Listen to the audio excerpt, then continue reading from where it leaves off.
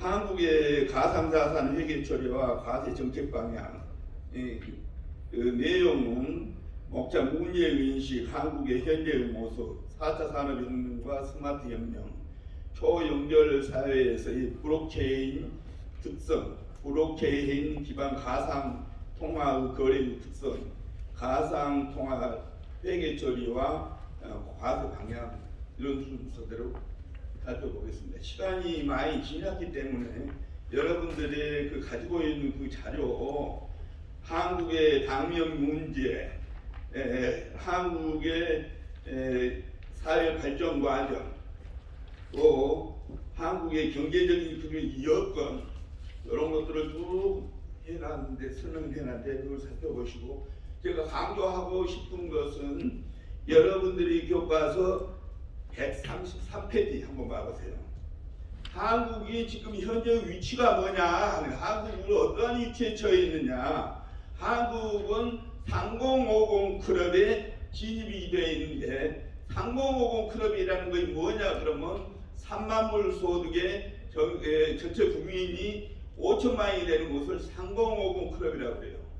그러면 여러 가지 국가 경쟁력을 측정하는 지표로서 여러 가지가 있는데, 저는 이 2050 클럽, 3050 클럽으로 의해서 국가 경쟁력을 측정하는 것이 합당하다고 생각해요. 그런데 우리나라가 2050 클럽이 뭐냐 그러면 2만 불 소득에 5천만이 되는 것인데, 우리나라가 2012년에 6월 달에 2만 불 소득에 나왔네.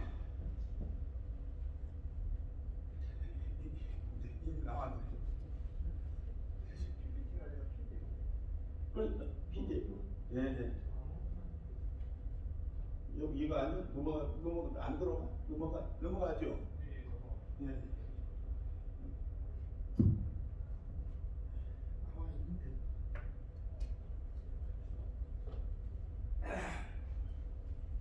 지금 조금 전에 이 얘기하는 것도 빨리 넘어가겠습니다. 우리나라의 여러 가지 문제점, 아까 얘기를 금년에 1월 달에 세계 경제의 평균 성장률을 3%로 예측을 했는데, 1월 19일 날 코로나가 우리나라 들어와 가지고 우리가 4월 달에 IMF에서 얘기를 할 때 세계 경제가 3%를 예측을 했는데 마이너스 5.2%다. 미국이 마이너스 5.9%, 유로가 7.5%, 중국이 마이너스 1.2%, 한국이 1.2%로 이렇게 예측을 했어요. 그런데 이후에 8월 달에 하는 것은 더 어려울 것이다, 그렇게 예측을 하고 있어요. 한국의 문제점은 큰 문제, 정치, 경제, 사회의 문제점을 들면은 그 중에서 저출산에 관한 문제. 정상적인 나라라고 하면 2.1이 돼야 하는데 유럽의 평균 1.9예요. 그런데 한국은 0.98에 1도 아니면 0.98이다. 100만 명이 60만 명 낳았던 것이 지금 작년에 30만 명이 낳았다. 30만 명을 낳으면 어떤 일이 일어나느냐? 모든 우리 노동정책이라든가 이런 교육정책이라든가 이런 거 완전히 엉망진창이 된다. 이것이 해결되지 않으면 우리나라 경제정책을 아무리 세워봤자 지금 문재인 정부가 얘기하고 있는 정책이 맞아 들어가지 않는다. 이 문제 하나 문제고, 또 하나 우리나라가 IFRS를 2007년에 해가지고 2011년에 IFRS를 도입을 해가지고 우리나라가 지금 10년이 그 가까이 됐는데, 미국도 일본도 도입하지 않은 IFRS를 도입해가지고 그것이 경제적인 여러 가지 회계 투명성이 나아졌다는 것이 전혀 없어요.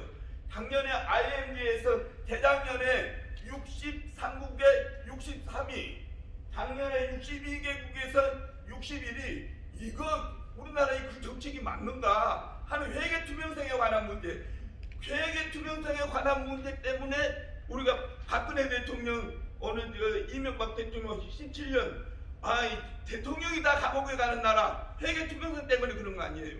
이 문제가 해결돼야 한다.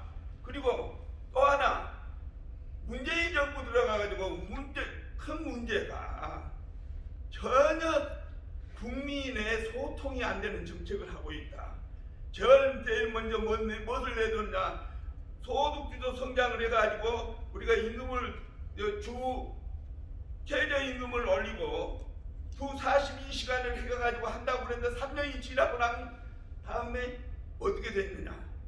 지금 제일 지금 평균 3%도 했던 것이 이 작년에 2.8%, 금년에는 마이너스 이제 한 2~3%로 갈 것으로 그렇게 예측을 하고 있는데, 이런 정책이 국민의 소통을 하지 않고 하는 이런 정책이 문제다. 그래서 이런 그런 지표들이 쭉 나와 있는데 넘어가고, 아까 상호보험 클럽에 관한 얘기, 거기에 우리가 2050 클럽을 2012년 6월달에 우리가 했는데 1인당 2만불 소득에 인구 5천만이 되는 나라인데, 2050 클럽을 지나서 3만불 소득에 5천만이 되는 그 나라가 어떤 나라냐? 그러면 일본, 미국, 프랑스, 이탈리아, 독일, 영국이 1996년 되고 나서 아시아에서 일본 다음으로 우리나라가 2050 클럽에 진입했는데, 2050 클럽 지금 이제 3050 클럽으로 다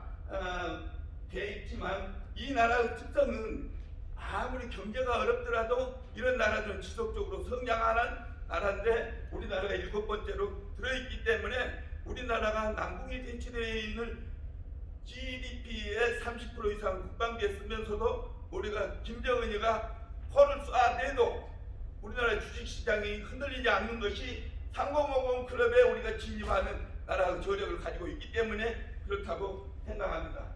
그러면 우리나라가 앞으로 이런 것이 지속 성장을 할 것이냐 하는 문제예요.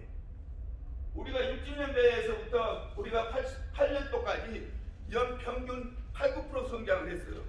그러는데 김영삼 정부 때 제대로 준비 안 된 세계화를 한다고 그래가지고 우리가 IMF를 빠져가가지고 경제 성장률이 8~9%에서 3%, 지금이 2%대로 떨어져 있는데, 그래도 OECD 국가에서는 우리가 그 저성장이었지만 잘하고 있는 상황이다. 그러면 2000년대 2000 이후에 어떻게 우리가 먹거리를 잘 운영을 해가지고 할 것이냐 하는 것이 우리나라의 문제다 하는 거예요. 그래서 쭉 그런 넘어가고, 또 여기 또 하나예요. 문재인 정부 들어가지고 2016년에 우리가 4차 산업을 얘기를 하면서 우리가 소득주도 성장 일자리 창출 얘기를 했는데, 4차 산업의 특징이 뭐냐 하는 것을 전혀 개념을 모르고 4차 산업을 얘기를 하고 있다.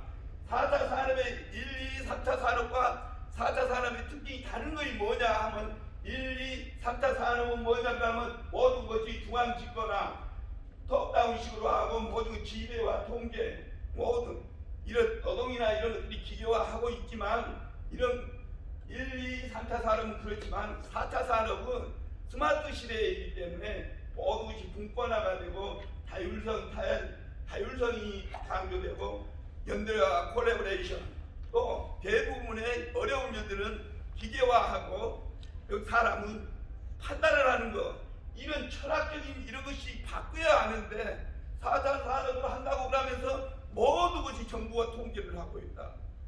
세대와 우리가 지방자치단체를 자치제를 운영한 지가 20년이 지나는데, 우리가 80% 이상을 교부세로 20%만 세월을 지원을 하고 80%를 중앙정부에서 지배함으로써 자율성이 전혀 없는 이런 정치를 하고 있다. 이 철학이 바꿔야 한다. 4차 산업 말만 하지 돌아가지 않는 것이 문제다 하는 것이고, 그 이후에 관련되는 거 쭉 넘어가겠어요. 디지털과 관련되어 있는 건데, 부정부패를 해결을 하려고 그러면은 블록체인에 관한 개념을 이해를 해야 한다. 저 블록체인 개념은 여러분들이 잘 알고 있지만, 간단히 얘기를 하면 어떤 경제적인 거래가 발생을 하게 되면은 거래가 발생하는 순간에 모든 고객 그 원장을 가지고 그 거래와 관련되어 있는 사람이 그 원장에 기록되어 있는 것들이 순간순간 변한다. 그러면은 어떤 거래가 한 1000명의 거래를 하고 있다 그러면 1000명이 가지고 있는 그 원장이 그 다음번에 새로운 거래가 하면은 싹 바뀐다. 그렇기 때문에 블록체인 시스템을 하면은 부정부패를 활용할 수가 없다. 그래서 우리나라 지금 선거관리위원회에서 선거를 할 때 블록체인 시스템에 의해서 선거를 우리가 처리를 하고 있다. 그렇기 때문에 블록체인 시스템을 활용을 하면은 우리가 여러 가지 회계 부정이라든가 모든 것을 해결할 수 있는데 이 블록체인에 관련되어 있는 것과 연결을 해가지고 가상화폐를 이해를 해야 한다. 거기에 관련되는 얘기를 쭉 연결사회에 얘기를 해놨어요. 거기에 이것은 우리 암호화폐에 관한 2010년 10월 15일자 암호화폐의 가격이에요. 가격. 공부를 안 한다는 모르겠어요. 암호화폐 거래별로 시세가 나와 있는 거예요. 시세.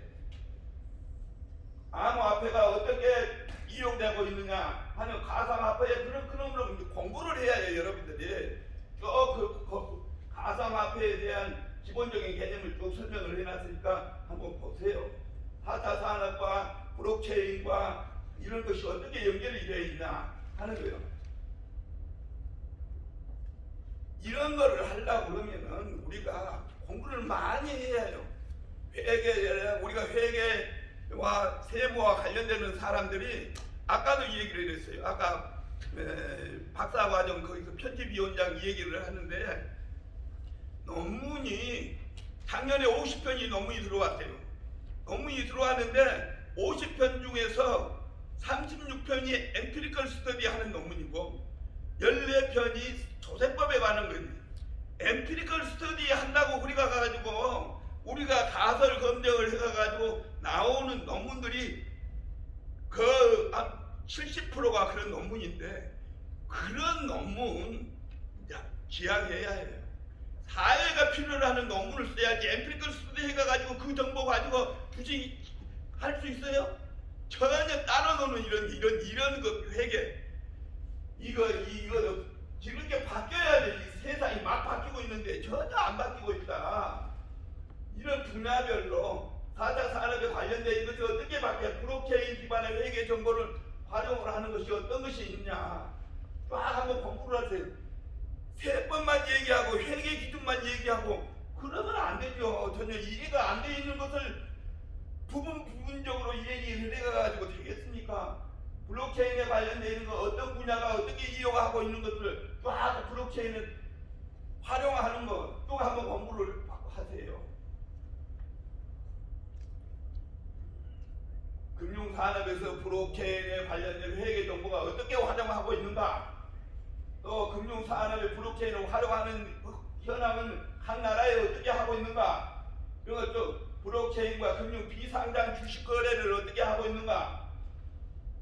대출은 어떻게 하고 있고 투자는 어떻게 하고 있고 또 무역금융 분야에서는 어떻게 활용되고 있고 또 스마트 계약이나 이런 것들은 어떻게 활용되고 있고 이런 것을 알아야 한단 말이에요. 이런 것이 전혀 안 돼 있는 상태에서 조세에 관한 궁금만 해. 우리 시간이 없으니까 여러분들 이걸 두고 그러고 논문 발표를 하는 것이 발표하는 사람이 이주가 돼야지 뭡니까 도대체. 행사 일주가 논문 발표를 해가지고는 안 되죠. 블록체인을 해야 할 때 어떻게 해야 하는가? 이런 그 해킹과 관련되어 있는 것. 또 결론. 블록체인 문화 관련되어 있는 것. 쭉 그걸 이해를 하고 나서 가상화폐를 얘기를 해야 한다. 가상화폐에 관련되어 있는 거. 제일 뒤에 제가 해놨어요. 여기에요, 여기. 조금 내려봐. 우구로 올라가. 저 거기 그 전에 하얗게 나오네. 금년도에 가상 통화 거래의 회계 처리와 과세 방향. 금년도 세법에 2020년 세법 개정안에 가상화폐에 대해서 가상화폐라고도 안 하고 가상자산에 대해서 과세를 한다고 매년 10월 1일부터 가상자산에 대해서 10월 1일부터 가상자산을 양도를 해가지고 이익이 날 경우에 대해서 20% 세금을 매긴다 했는데 가상자산이라는 그 용어가 전혀 우리나라에서만 그 그것도 전문가의 의견도 듣지도 않고 그냥 국회에서 가상자산에 과세한다 그렇게 해가지고 만들어놨는데 가상자산이란 말이 세계적인 이런 곳에는 없어요. 없어. 그래가지고 저걸 개정할 수도 없고 어쩔 수도 없고 우리가 저거 시행하기 전에 저걸 개정을 해야 한다고. 가상자산을 어떻게 했느냐 그러면은 기타 소득으로 가상자산을 사고 팔아가지고 이익이 생기면 기초소득으로 20%를 과세를 적용한다고 그랬어요. 예를 들어서 250만 원까지는 비과세 대상인데 비트코인 우리가 가상화폐를 팔아가지고 400만 원을 벌었다면 250만 원을 제외한 150만 원에 대해서 과세를 20%를 하겠다는 얘기예요. 그런데 가상자산에 대한 전혀 개념도 정리 안 하고 후적덕덕 그래가지고 과세한다고 그래가지고 국회에서 통과를 시켜버렸어요. 저거는 이런 나라가 이것도 우리 세금을 관련돼 있는 회계학회나 세무학회 이런 얘기 바뀔 때도 아무 소리를 안 하고 있으니까 그냥 국회에서 통과돼 버렸어요. 이것이 우리는 IFRS에 관련돼 있는 것도 거기에서 나와 있는 그 개념과 이것이 전혀 정리가 안 돼 있는 것을 국회에서 세법을 통과를 시켜버렸어요. 그래서 우리가 학회가 제대로 해야 한다는 거예요. 제대로. 여기 세계 전문가들 많잖아요. 세법 전문가들 많잖아요. 국세청에 있는 사람 많잖아요. 뭐 하는 거예요 도대체? 제대로 해야지. 이게 그건데 가상자산은 이거 이 얘기를 하려고 그러면은 아까 그 많은 블록체인에 관한 개념이 정리가 된 다음에 이런 것에 과세 비트코인에 관련되어 있는 가상화폐냐 가상자산이냐 뭐 이런 공부가 돼 있어야 하는데 세부 전혀 국세청 출신도 많고 아주 전문가들도 많은데 그런 얘기를 하지도 않고 털썩해놔도 그런 얘기는 전혀 없어요. 이게 우리 한국의 세무학회의 형편이고 한국의 회계학회의 수준이다. 이래가지고 되겠느냐? 엠피리컬 스터디 70%가 회계학회는 70%가 엠피리컬 스터디 하는 거. 그게 논문이에요. 이거 실제로 정부가 제대로 할 수 있는 거 해야 할 것을 안 하고 엉뚱한 일에 매진하고 있는 우리 세무학회나 회계학회 정말 슬퍼요, 슬퍼. 감사합니다. 우리 박 교수님 아주 간단하게